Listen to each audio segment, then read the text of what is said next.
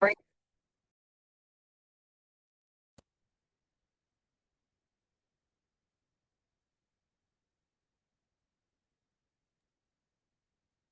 Hi, Punita. Hi, how are Um, you? I'm good. I think we're in the wrong place because there's no one here. No, yeah, I thought this is the right one. I was going through the meeting. Oh, Yeah, I think we're in the wrong place. I have to, there's an email that was sent. I need to go and look at it. today? Oh, there's another person. Um, okay, maybe we're in the right place. It's the right one. Everybody's joining right now. Yeah. Yeah. Sounds good. Mhm.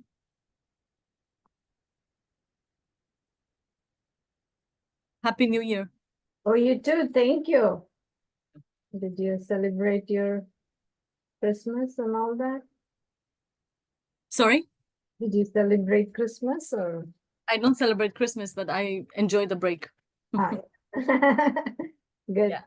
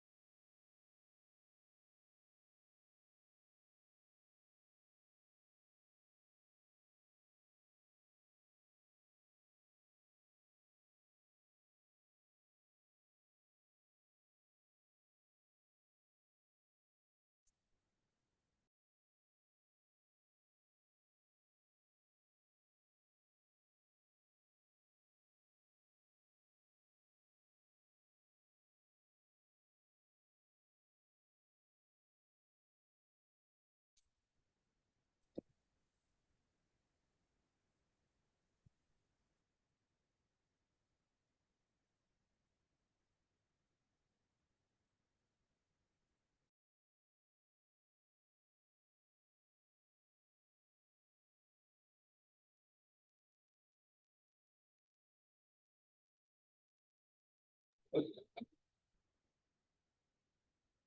everyone. Dr. Acho, I believe, is presenting a case. She did let us know she might be running a little late because of her clinic this morning. And so as a fellow group, we do have a quick little discussion or a little presentation that we wanted to let the department know about as a form of kind of a preface to our QI project that we're doing this year.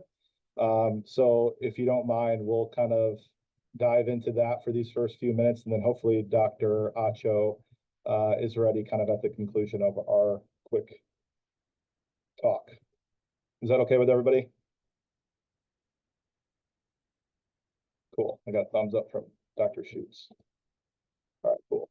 So let me see if I can.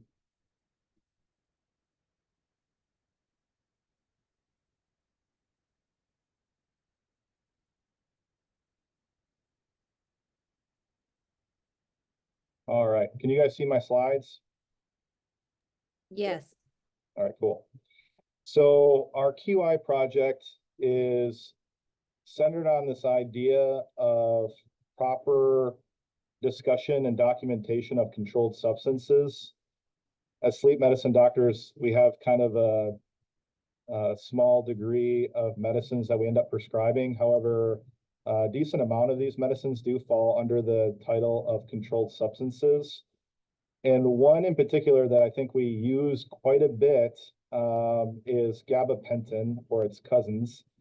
And in the state of Michigan, gabapentin has been considered or moved to a class 5 controlled substance. And so therefore it does still require that discussion with the patient has been had. And so our project looked at, hey, are we doing this currently as a sleep medicine department, having this discussion with this medicine that's a Schedule 5 drug? And, you know, at what percentage is this happening? And then so far our data looks pretty poor. And so part of this is to show that this is happening within our department and to kind of give some education on why gabapentin is labeled as a controlled substance. And then in hope that in the future, the next time we're prescribing gabapentin, this sort of discussion and documentation is put in the notes or in the chart. So that way we're kind of meeting those standards for that type of medication. So for starters, like, why is gabapentin a controlled substance? As of January 2019, the state of Michigan has moved gabapentin in particular to the classification of a Scheduled 5 controlled substance. This is not in every state, and it's not federally labeled as a controlled substance, but as we'll see in the next slides, which states this occurs in, Michigan does fall as one of these states that this is happening. And the main reason had to do with the opioid pandemic and some of the side effects that this medicine in conjunction with opioids can increase, as you see there, in association with a 4-fold raised increase of respiratory depression, which can lead to death. They also saw increased rates of diversion and increased use of like street drugs, increased risk of gabapentin being sold on the streets. And I guess that there's this increased euphoria when gabapentin is actually used with opioids, which is some of the big draw of increased misuse of this drug. And so for these reasons, gabapentin has been moved to a Schedule 5 controlled substance. So here you can see the actual states where it's labeled as a controlled substance. I think there's 7 of them, 1, 2, 3, 4, 5, 6, 7. And then in a few more states, it's still monitored, kind of like the whole MAPS type of process, but isn't labeled as a controlled substance. So definitely still on many states' radars, but we do fall into a state that has labeled this as a Schedule 5 drug. All right, someone else want to take this slide? Yeah, I can take these ones. So, in this, just like any other controlled substance, Michigan has special regulatory requirements for prescribing gabapentinoids. And so you need to have the controlled substance license through the state of Michigan and be a bona fide prescriber in a bona fide prescriber patient relationship before prescribing this controlled substance. And now they're going into you need to have an in-person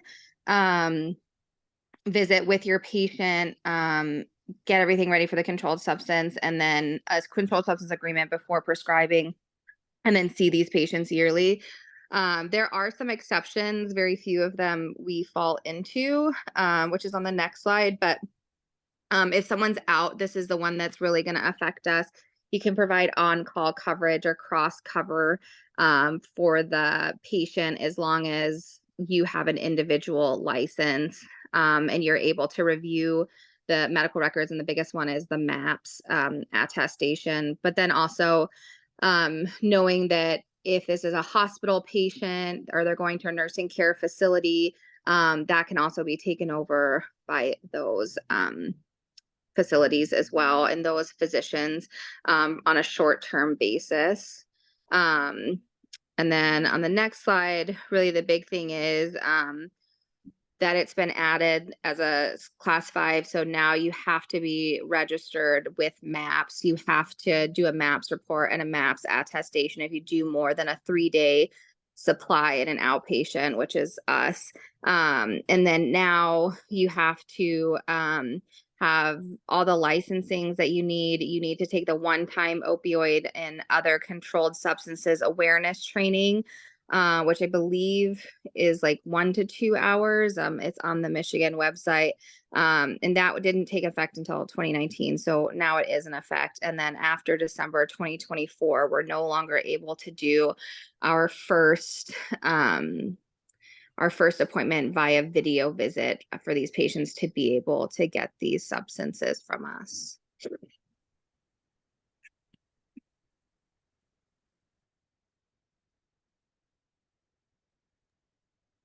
And then now to the dot phrase group.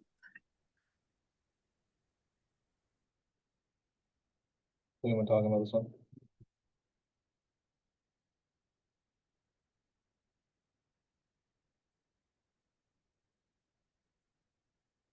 I don't know where everyone went. So I think oh, go ahead, Roma. Okay. So one of the things that we were thinking of when we looked at our project was that increasing the looking at either the documentation or the controlled substance agreement.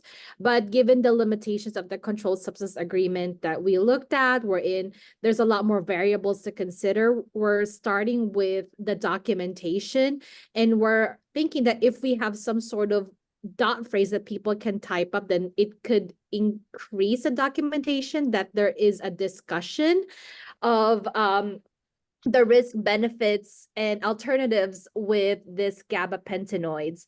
So in our proposed dot phrase, we initially had that there's going to be a controlled substance agreement, and that the patient agrees to the agreement, and that it can be found either scanned to the media, or it can be found under the patient provider agreement under a specific order.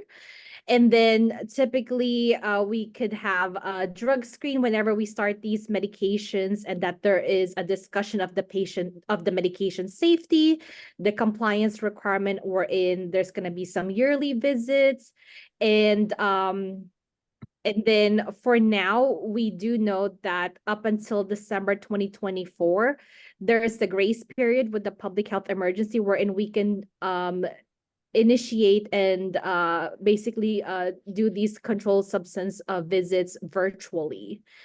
Yeah, and I will pass it on to the other people.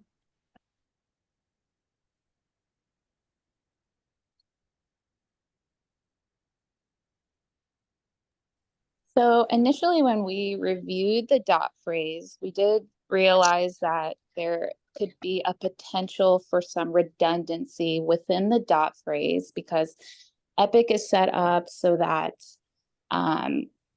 you're able to place or use smart sets that have the key components of what the controlled substance agreement entails. There's also an order to have an active FYI in the patient's chart so that other prescribers know that the patient has a controlled substance agreement on file. So the initial concern is that a lot of these smart sets and these orders are underutilized. And so we were hoping that the dot phrase could help with having those discussions with the patients and then letting other providers know. So we could create a dot phrase, almost like a checklist to help remind the provider that they need to discuss certain key components of the controlled substance agreement, and then use those active smart sets and those active FYIs to place in the chart.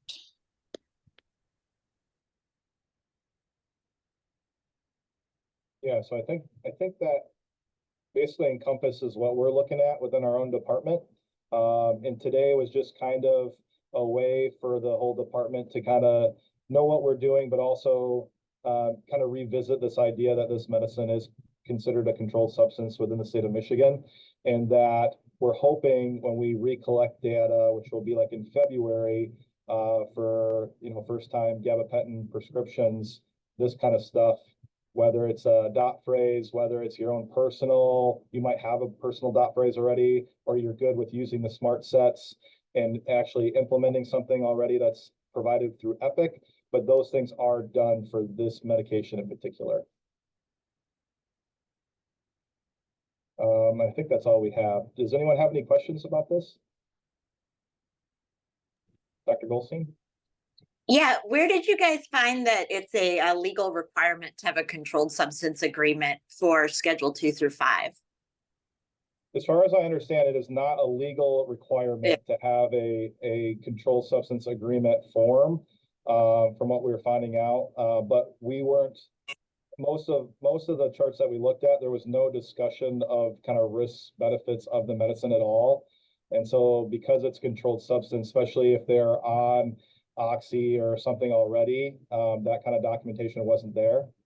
And so that's what we're kind of looking at from our perspective as fellows when we're coming on, and previous providers were prescribing it, and all of a sudden we're coming on, we don't know what discussion's been had already previously. And so there was some felt that I might be liable by prescribing a medication like this, kind of going forward, having never met the patient before. Yeah, because I don't think it's, I think the reason why, like for the opioids, it's set up and it's because there's like a whole question of, does documentation change behavior? And so if you look at like the opioids and the MAP system, the reason it's kind of, well, the MAPS is going to be for all controlled substances, right? So you have some degree of protection, at least for when you're filling it, if there's early fills, what else they're filling it. But I think the reason that the opioids have the virtual start talking is actually in the order, is because it's a legal issue for the opioids. Like we have to have both the virtual start talking and the MAPS. Yep, I completely agree with you. And we actually started this project looking at opioids, and I think we weren't even finding those forms being filled out for a lot of our patients, even within our own department, from the opioid standpoint. And so I think we're trying to use this as a kickoff standpoint to make sure that we are kind of meeting guidelines for this, with kind of. You can't prescribe an opioid unless they have either a virtual or a on paper scan start talking. So I think they're probably in there. It's just knowing where to look for them. Yeah, I think you can. I think you can prescribe it, Kathy. Well, you'd have to lie. Right? Because you have to say either, yes, they have a start talking form, or it was a virtual visit and I did the virtual start talking. So you're frankly lying if you if you do it, which is not good. But yeah, I wonder, no, it just makes me wonder why they have the, like, I guess they consider, because of all the risk with the opioids, that it's much higher. That's why they have the legal thing in place that you have to have both the MAPS and virtual start talking. Because I think that there's a lot of my patients on gabapentin that I'm not going to go through a controlled substance agreement with. I mean, we go through like pros and cons of any medication, but I don't think there's many people, like, based on like their treatment history. I think it's still like kind of at the discretion of the provider, like their treatment history, addiction history, like other medications. But I mean, it's always better than not to have one on board. Is it a verbal consent, or they have to have literally a paper consent that they have to sign? For opioids, Yeah. I think they actually need a physical order, or the start talking form is a form that literally prints off the first time you prescribe it. But I think there is, if you're starting this virtually, there is a virtual platform that you can start, but then I think the expectation is the next time that they're in clinic, they still sign a paper form. Is that right, Dr. Goldstein, or no? No, for the PHE, all of that was waived. So you can do a verbal attestation. It's .virtual start talking. And when you're ordering an opioid, it's going to prompt you, do they have a physical, or did you do the virtual start talking? So you have to do one or the other. And then for any controlled substance prior to the public health emergency, you had to have at least one in-person visit, but then that was waived for the PHE, and it's waived at least through December of 2024. And then they're going to try and figure out what they want to do, if they're going to let us continue to do this, or if we need to go back to seeing somebody at least once in person. And that has to do with that law for Schedule 2 through 5 of having a bona fide relationship.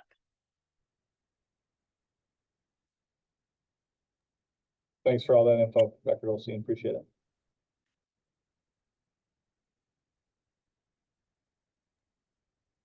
I think that's all we have, Dr. Acho, if you want to take the reins. Okay, sounds good. Hey guys. All right, let me just share my screen. So this was meant to be kind of one of the difficult cases conferences. Anita asked me to kind of focus a little bit on cases where people might struggle with different VAPS qualifications or like higher level forms of NIV, and to go through the RAD guidelines.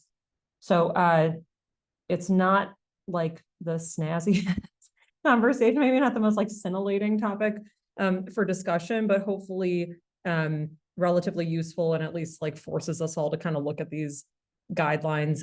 And I'll be honest, most of the qualifications that I do are on the inpatient side. So on 8D, we do quite a bit of device qualifications.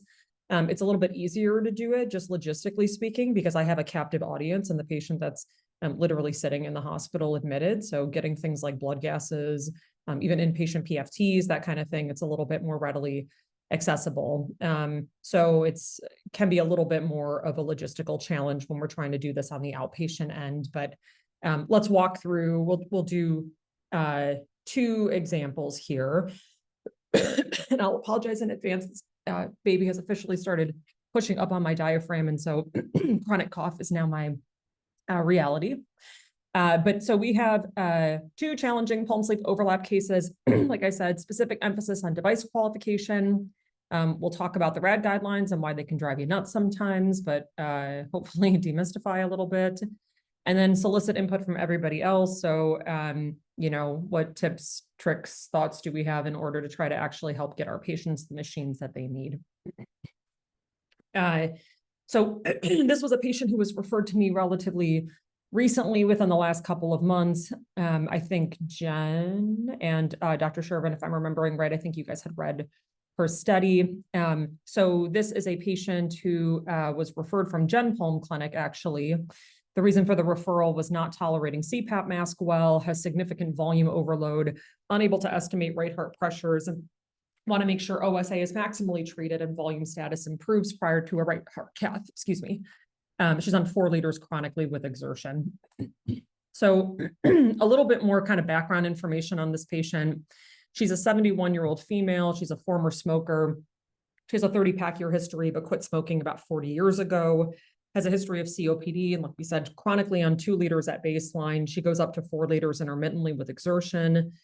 Type 2 diabetes, has known diastolic heart failure, and then sleep apnea, at least when she was referred over kind of NOS on CPAP, who came in for an evaluation. And at the time that I saw her, which is back in October, she had been admitted to an outside hospital the month prior. She was diagnosed at that point with diastolic heart failure. They very aggressively diuresed her, and she was sent home on a regimen of Lasix and metolazone that was primarily being titrated by her primary care provider and her nephrologist. And like I said, she'd been on 2 liters chronically for 3 to 4 years.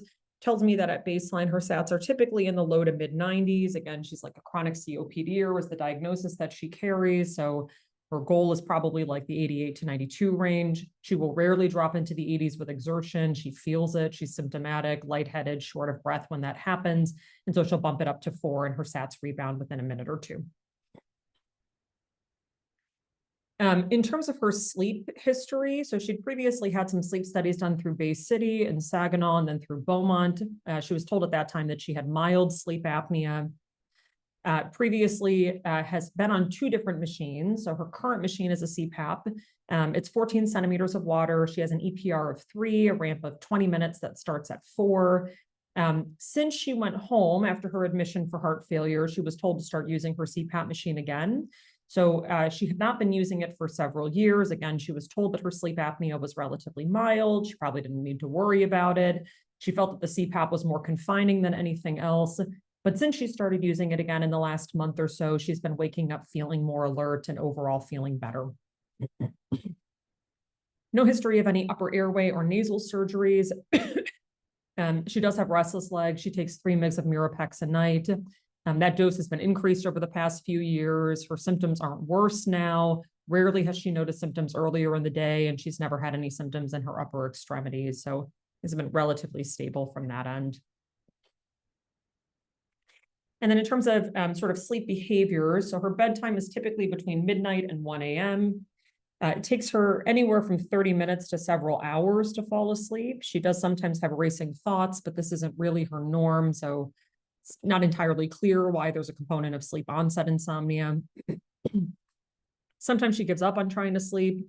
She'll go watch TV or she'll go on the computer for a little while. She's usually up at least 2 to 3 times a night to urinate or from unclear provocation.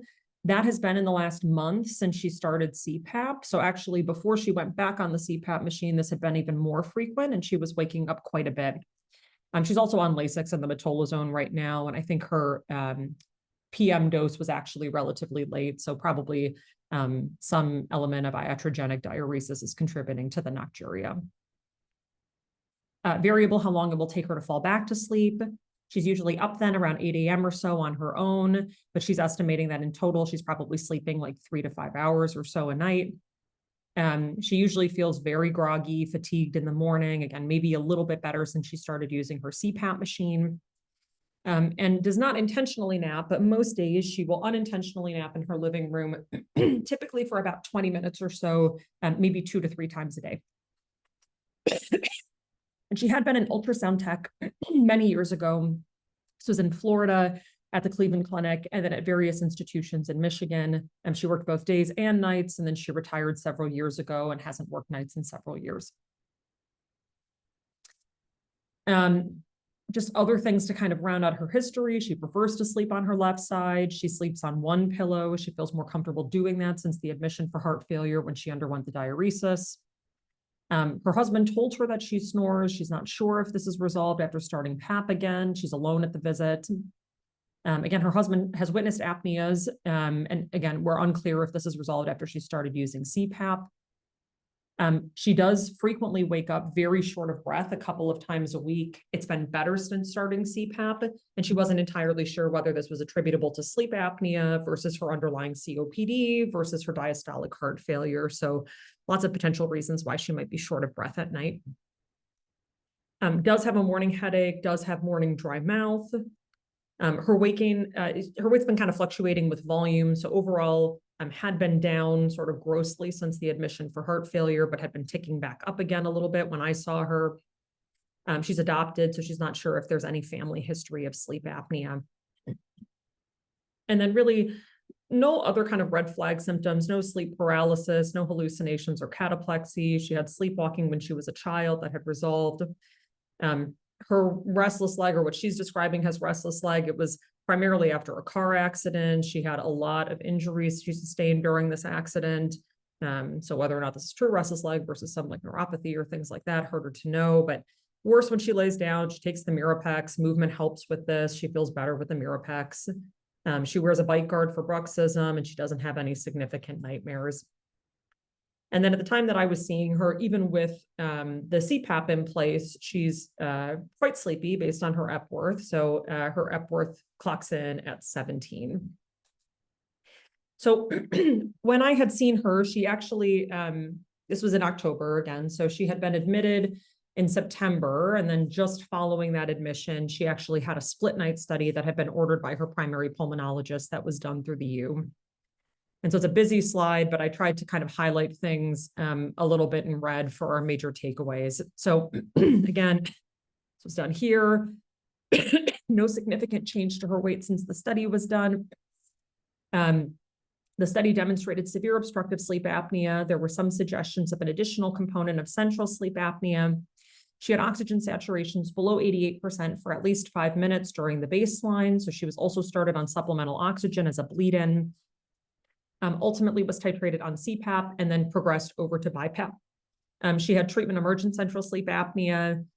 None of the tested settings completely treated her obstructive sleep apnea, her central sleep apnea, or her hypoventilation. And then her Centec over the course of the night, like we said, did show sleep-related hypoventilation. So she had TCO2 values of greater than 55 for more than 10 minutes, often running somewhere in the high 50s to low 60s. Her SATs were low, even on the 2.5 liters of bleed-in of oxygen, so 88 or lower for more than 5 minutes. And so based on the above observations, the recommendation was to consider ordering a retitration study with AVAPs, or if the retitration is not an option, then to consider that BiPAP 12/7, BiPAP S, I should say, with supplemental oxygen at a 2.5 liter bleed-in might provide reasonable therapy and results that are improved over baseline without PAP. So overall, her AHI on this study was a 72.9. Of that, her obstructive apnea index was 0.8, her central apnea index was 23, and her hypopnea index was 49. And nadir oxygen saturation on this study was 62%. So she's coming to see me in clinic to figure out kind of what the next steps are. And so I guess my question would be, what would you all do next? And what additional information, if any, do you think you might need?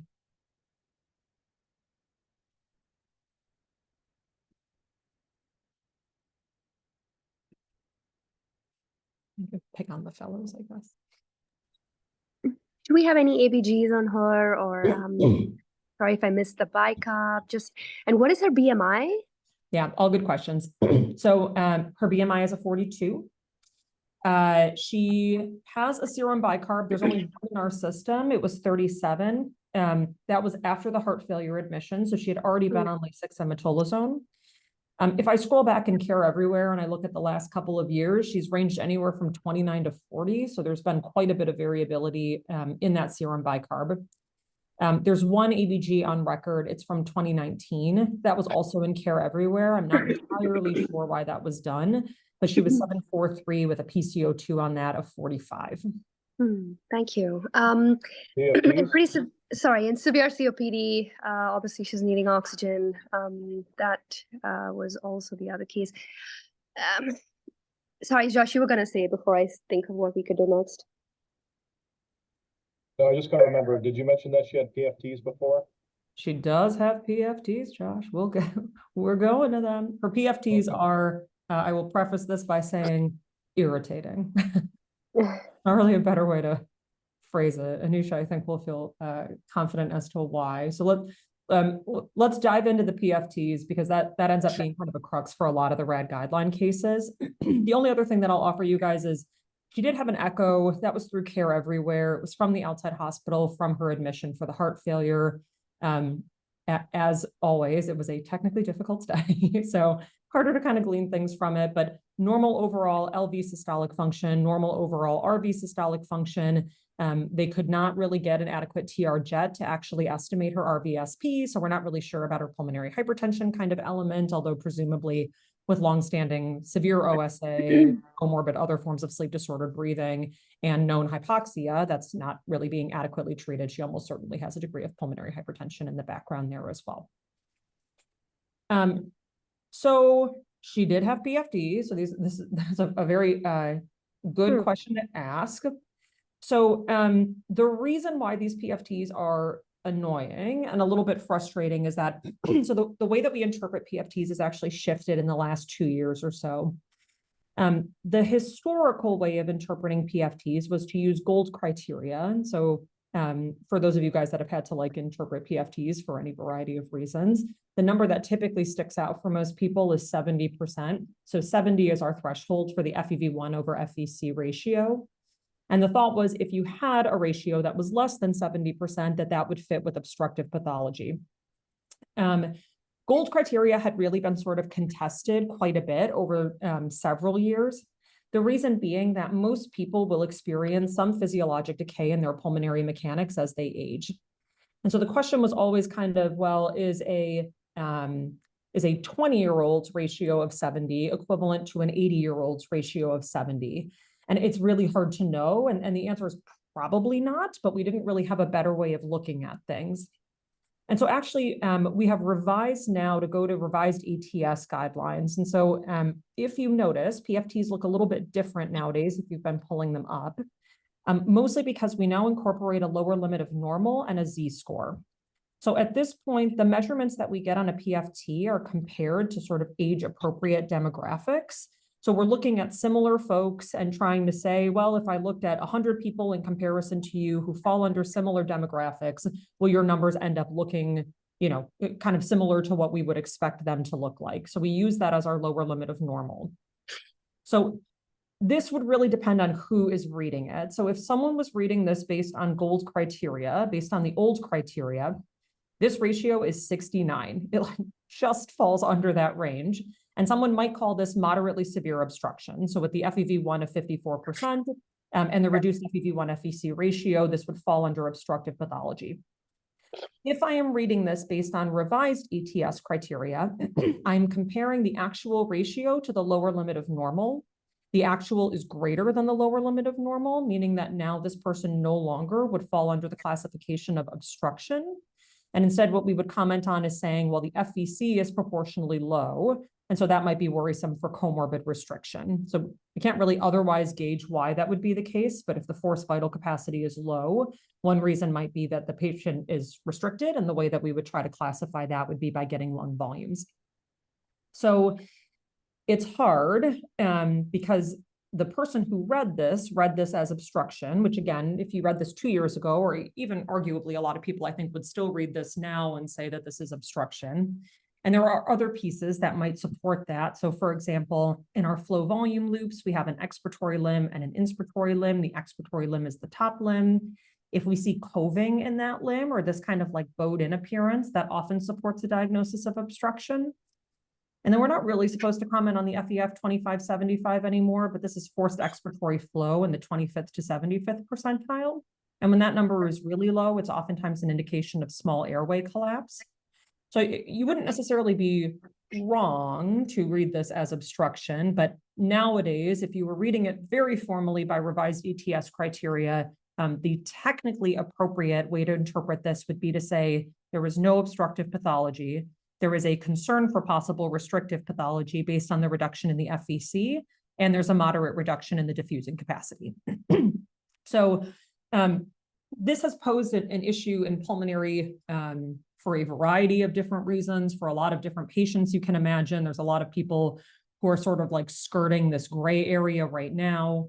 The other thing, if we just like want to nerd out for a second about pulmonary mechanics, right? If this study was done when she was still volume overloaded and her pulmonary compliance was down, it's possible that that might be contributing to part of the reason why the FVC is low, which might artificially increase the ratio, blah, blah, blah. The long story short is it kind of puts us in this gray zone, which for the RAD guidelines, which are fairly hard and fast and like offer very finite numbers that you have to adhere to, it does make applying a patient to those guidelines much, much more challenging. So let's just let kind of her PFTs sit for a minute and we'll just keep in the back of our head, right? Her ratio is 69, which a lot of people would not accept based on the RAD guidelines. So let's flip through those in just a second. Just really quick though, right? What are the RAD guidelines trying to achieve? This is device qualification when we're looking at non-invasive forms of ventilation, anything that's higher than a CPAP machine, right? So these guidelines will help you sort of figure out how to get your patient either a 470, which is a spontaneous mode, so a BiPAP S, for example, versus a 471, which would be anything with a backup rate. So that would include BiPAP ST, that would include AVAPs and IVAPs, and that would include like an ASV. So any one of those things that has a backup rate in place would fall under this 471 sort of designation. The other important thing to keep in mind, a RAD is not a vent. So there is a difference between a respiratory assist device, even your 471s that have a backup rate, and a ventilator, which is a 466. Vents typically, right? I mean, there's a bunch of different vents on the market, but usually Respironics, we're thinking like Trilogy's Evos, ResMeds, we're thinking like Astrals are ones that we will commonly see. The qualification for a vent is outside of the RAD guidelines. And typically the way that you're trying to qualify is using either chronic or recurrent forms of hypercarbic or mixed respiratory failure. So mixed comorbid hypoxic and then hypercarbic respiratory failure. And usually this is the pathway that so it's not really a pathway, right? Because it's not in this formal set of guidelines. But this is usually typically how we're trying to qualify folks that either have comorbid severe sleep disordered breathing and COPD, because unfortunately, those two things kind of negate each other on the RAD guidelines, as we'll see. And then for other more chronic and progressive forms of neuromuscular disease. So for example, ALS. The latter is kind of a pet peeve of mine because if you look, for example, at like Choose Wisely campaigns or even in like the Seek question base by CHEST, things that would be testing you for the boards, a lot of them would say that for patients with ALS, you should start them with a BiPAP S, advance them to a BiPAP ST, and then as their disease progresses, then you would prescribe them a vent. I think most of us that actually practice in this sphere would not do that. It's a very unpredictable and rapidly progressive disease at times. And so, unnecessarily trying to like triage things to save money by not doing a vent off the bat doesn't really make sense. So that's my little soapbox on that one, but there is a distinction between a RAD and a vent. So how do you get to a RAD? So there are 4 pathways to get to a RAD. And so for the fellows, we've almost certainly gone through this together. I'm sure that you guys have gotten phone calls on this as part of consults.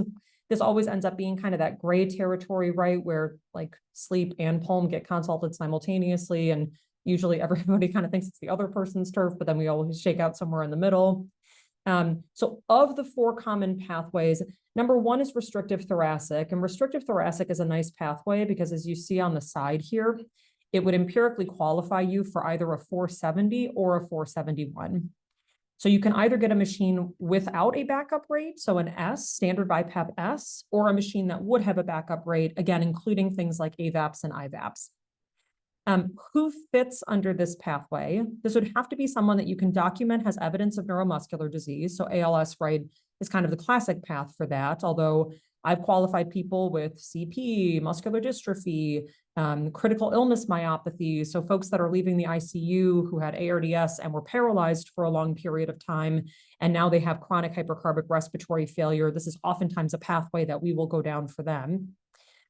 Or if they have a severe thoracic cage abnormality. So they're giving like a post like thoracic procedure for TB, but also right severe like kyphoscoliosis or things like that, folks that are like very significantly sort of positioned in a way that would not allow their chest wall to expand sufficiently and then would reduce chest wall compliance. With that, you only need one of the following. So you either need an ABG that shows awake diurnal hypercapnia, and the threshold for that is relatively low. So it's just a PaCO2 of greater than 45. But you also don't need to necessarily poke them and get an ABG on them because a radial ABG is painful. So you can also do this with sleep oximetry. So as long as you're showing that the person is desatting to less than 88 for more than 5 minutes on their standard level of FiO2, you can qualify them. Or you don't even necessarily need to do those things. If you have someone with no neuromuscular disease, you can either get NIFs on them and try to see, you can try to actually gauge what their maximal inspiratory pressure is looking like, or you can use their forced vital capacity. So as someone gets progressively weaker, their FVC tends to drop, and so you can use that as a way to empirically qualify them. The big thing on this pathway is that they do need to have a normal ratio on their PFTs if they have them, or you simply just need to document that the patient has no clinical evidence of COPD and that you don't think that COPD is contributing. So from a practical standpoint, this is often the easiest pathway to go down, right? But I mean, you have to have your clinical justification. So oftentimes the folks that we're seeing with chronic hypercarbic respiratory failure do fall under some domain of muscle weakness. So we can get someone qualified on this path. It's when they're on sort of this like COPD type of path that's not going to fly, obviously, because it's negating this third, part of this criteria here, and obesity hypoventilation. So I don't know if anybody has actually successfully qualified someone on restrictive thoracic for obesity hypoventilation. You can try and write, for example, that they have like chest wall restriction or decreased chest wall compliance from obesity, and just not use the word hypoventilation, but I've never really actually seen that fly before. So I think in most situations that would be a no-go. So that is pathway number 1 is restrictive thoracic. Pathway number 2 is arguably the most obnoxious one. So this is severe COPD. And the reason that it's obnoxious is that you have to demonstrate that somebody gets worse on your treatment before you can actually advance them to whatever you need. So again, awake diurnal hypercapnia, so a PaCO2 on an ABG of 52. Sleep oximetry then needs to be done demonstrating sleep-related hypoxia. This needs to be done either while the patient is on 2 liters of oxygen or their usual FiO2, whichever is higher, which sometimes on the inpatient side is a little odd for us when we have someone that has pretty severe COPD, but for whatever reason, maybe their diffusing capacity is still intact and they're not necessarily requiring O2 at rest. You have to test them on 2 liters then, which is kind of odd and makes this pathway a little bit challenging. And then the biggie here, right, is sleep apnea and treatment with CPAP has been considered and ruled out. So if that patient has any significant degree of comorbid sleep disordered breathing in the setting of severe obstruction, this pathway is out. You are not going to be able to get them a RAD, or at least not in any way that I have successfully argued. And in most situations, these are the patients then that go down the 466 route and end up needing a home vent. I've had to do this multiple times over the last couple of years, and unfortunately, it's just sort of a sticky area. One way that you arguably might be able to get by is if you really thought that this person just needed a BiPAP S, for example. If you could justify that just based on their OSA, for example, that might be the way that you would achieve this, as long as that pressure support gradient or the delta between the IPAP and the EPAP is sufficient to actually ventilate them. But then those are usually the folks still that are going to AVC and getting a little bit higher level of monitoring.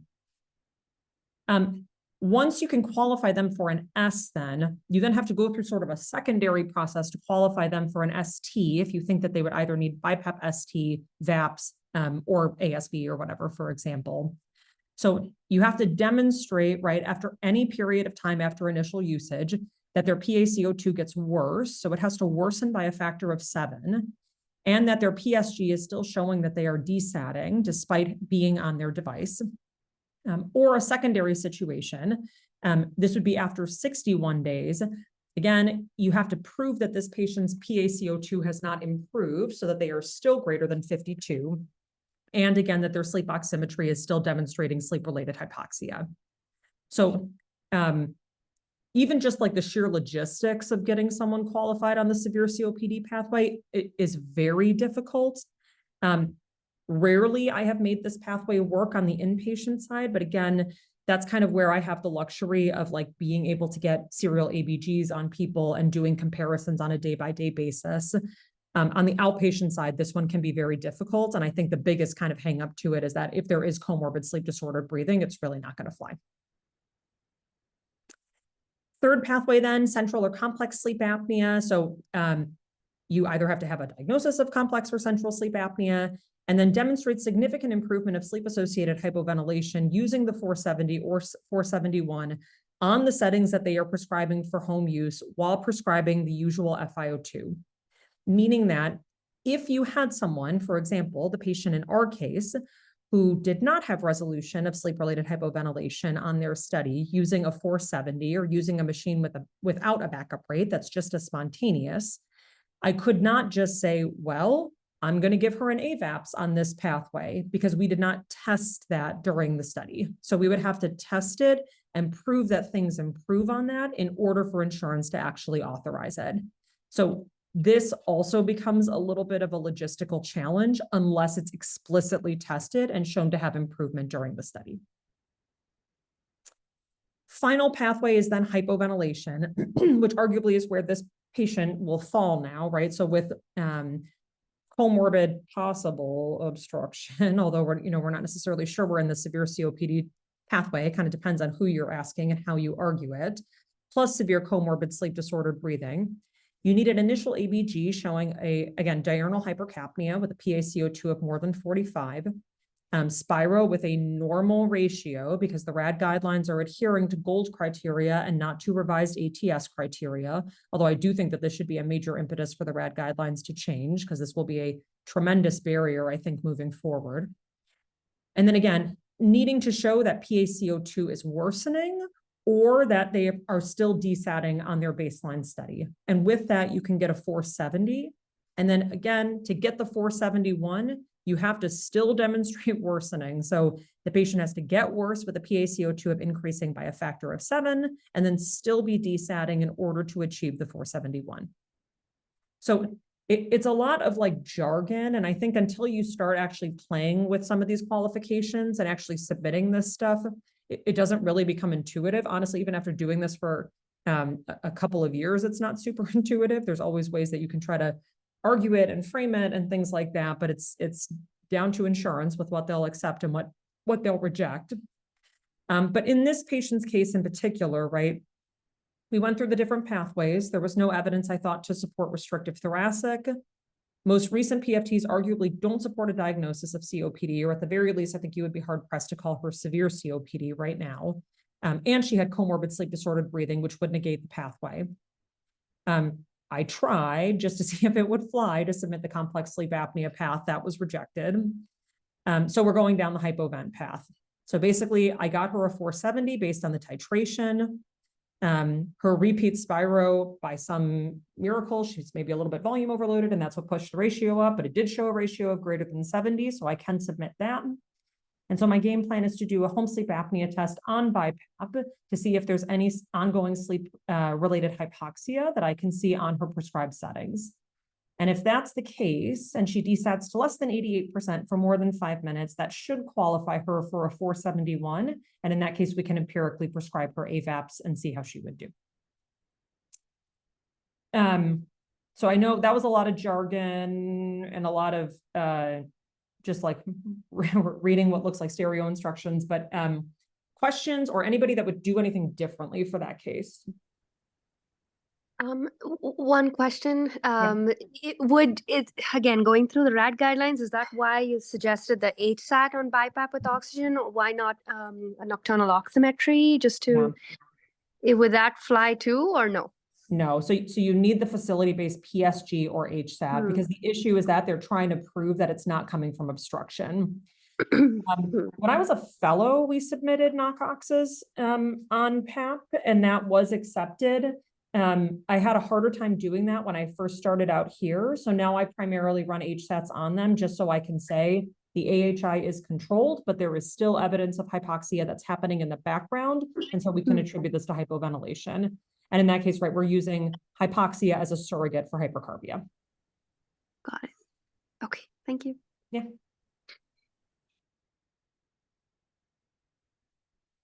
So I know we're down to like the last few minutes, but I had one sort of similar but a little bit different case that I thought that we could also just kind of glance at that maybe will kind of help hammer some things home. If anybody has to log off, it's fine.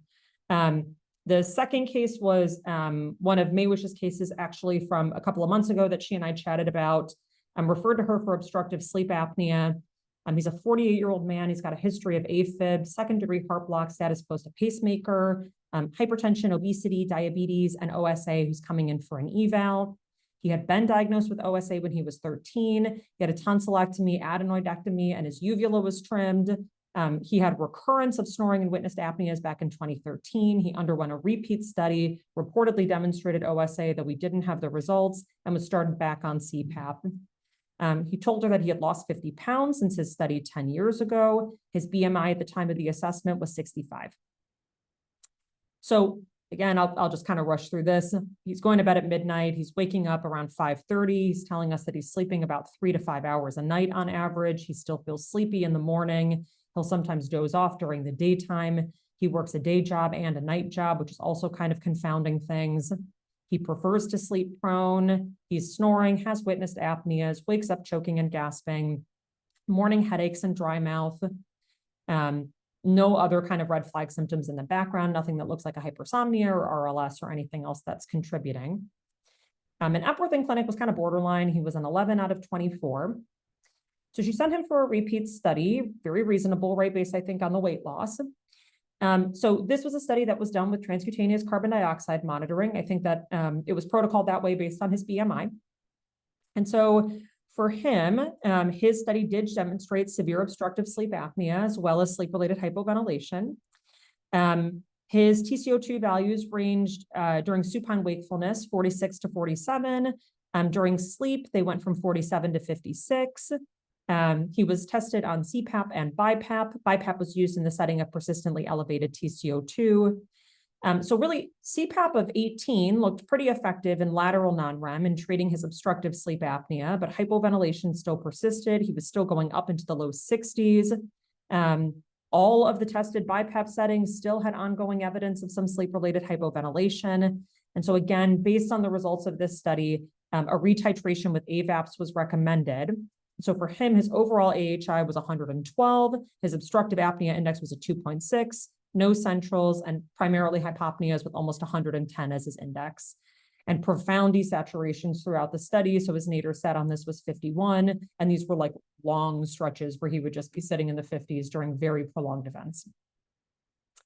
So again, just kind of quickly, for those who are still here, what would you do next and what additional information might you need?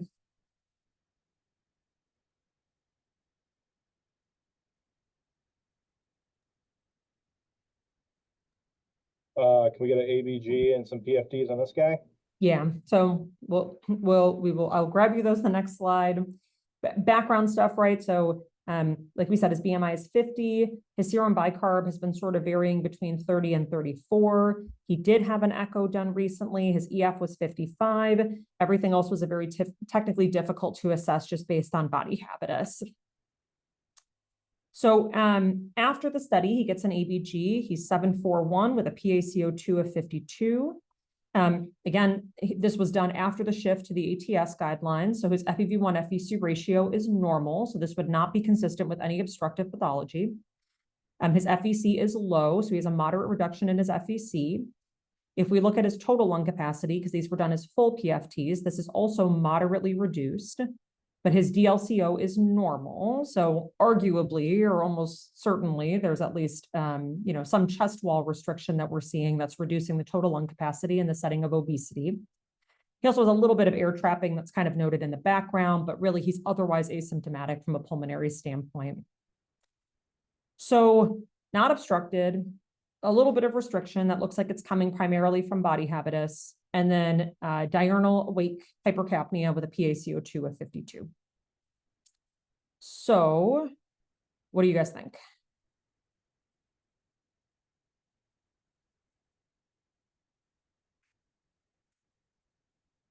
How are we qualifying this guy? Or can we qualify him? Can we qualify him through the hypovent section? Yeah. Or the guideline? Yeah, so you're kind of stuck again, right? So it's a similar situation as we were in before, but without the obstructive element. So whereas the first patient, if you were really in a bind and you really got stuck, you could make the argument, well, there are obstructive features to her PFTs, and historically what we would have called her obstructive, and you could make a fairly compelling argument for a home ventilator in her. I mean, granted, her PaCO2 is in the 50s. Usually for home vents, we're trying to do this in folks that are like, we're currently getting admitted. That's more of a tangible impetus for us to try to prescribe a home vent, but I think we could do it, and I think it would be a reasonable justification. In this case, right, we said restrictive thoracic, restriction on PFTs is almost certainly predominantly coming from obesity. Like we said, it's incredibly difficult to try to qualify someone for obesity hypoventilation based on restrictive thoracic, because hypoventilation is literally in the name. There wasn't any obstruction on PFTs to move down on the COPD pathway. No central sleep apnea, no complex sleep apnea. So Josh, like you said, we're on the hypovent pathway.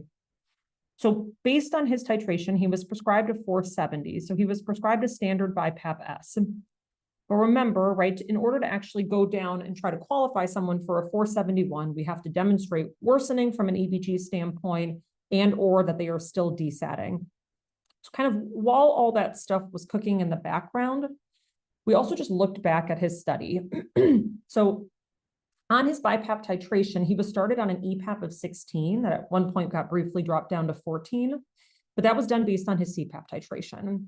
So the CPAP was titrated to try to resolve any apneas and hypopneas. And if we looked back at the raw data, it looked like most of his obstructive apneas were controlled at an EPAP of 9. So based on this, in order to try to optimize his pressure support gradient as much as we possibly could and give him as much minute ventilation as we could, we empirically started him on 25/9. So again, on the study, I think he was like 25/16 or something like that. So he actually only had a delta of 9 or so. So here, by just sort of empirically dropping him down a little bit, we were able to increase that delta significantly. We saw him in ABC a couple of weeks after PAP titration. He had a dramatic improvement in his symptoms. He felt much better than he ever had. His sleep fragmentation was gone. Nocturia had almost entirely resolved. Morning headaches were gone, and he felt alert in the morning. And then his TCO2 in clinic was 46, which again, relative to his PaCO2 on his EBG was 52 a couple of weeks prior to that. So our plan here was he was feeling well, his numbers were looking well, things were going well. So we kept him on his current BiPAP-S settings with the plan that if he developed any progressive symptoms, it would be very similar to what we had done in the previous case, and HSAT on PAP to try to see if there was any evidence of persistent nocturnal desats.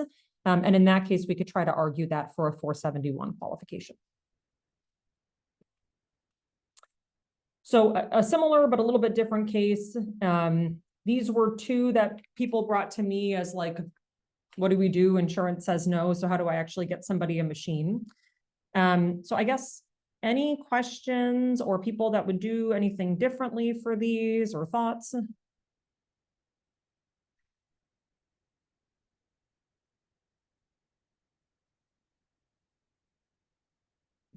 Okay.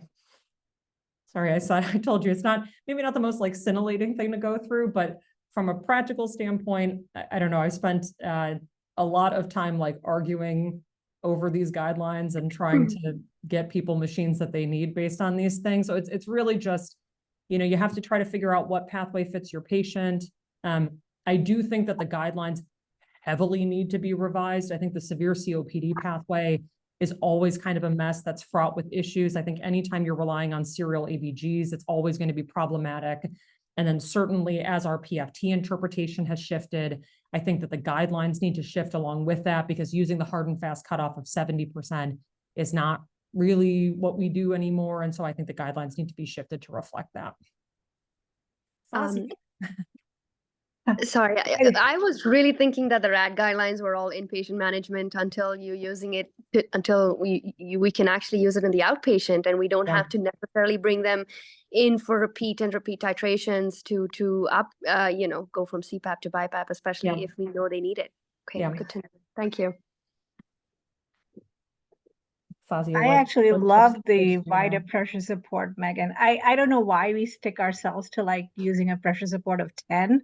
Yeah, It absolutely makes no sense. yeah, I think that's like a sleep thing, like Yeah. use 8 to 10, but in pulmonary, we use 15, 16, like whatever is needed, and that really improves the tidal volume. yeah, So I don't see why we have to go to AVAPs all the time. Like it makes it difficult to get insurance approval. yeah, In obesity hyperventilation, no one is going to give insurance approval for like Yeah. obesity hyperventilation. yeah. It's like, it ends up being a huge pain. And I agree. I think especially with obesity hypoven, sometimes you just need so much of a delta in order to actually mobilize the chest wall that, I think we get nervous about it, but right. I mean, on the inpatient side, the standard kind of like everybody gets started on 10/5. That's just like what happened. BiPAP Yeah. 10/5 is just what everybody gets.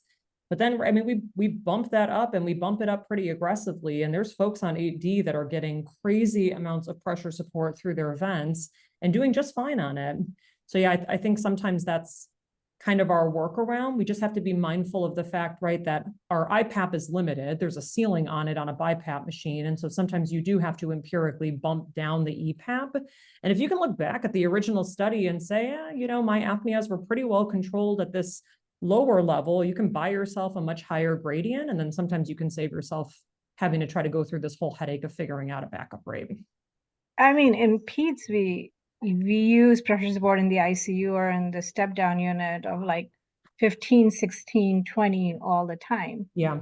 It's like, I don't know why we are stuck with using 8 to 10 in the sleep lab. Yeah. Unless until they're central, it's like, sure, Yeah. go for it. So I love it. Yeah. Thanks, I would agree.